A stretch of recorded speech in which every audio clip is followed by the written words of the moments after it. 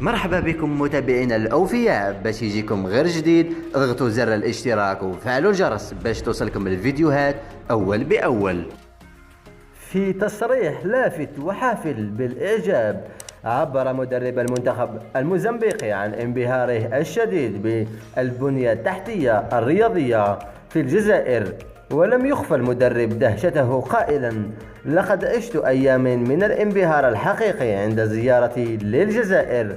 لا يمكن وصف جمال الملاعب سواء الرسمية أو الملاعب التدريب، إنه شيء خرافي يدعو للفخر والتصفيق. وأضاف المدرب الموزمبيقي: أنا سعيد للغاية لأنني شاهدت ملاعب عالمية بهذا المستوى في دولة إفريقيا. الجزائر رفعت رأس القارة عاليا وأثبتت أن إفريقيا قادرة على منافسة أفضل المنشآت في العالم.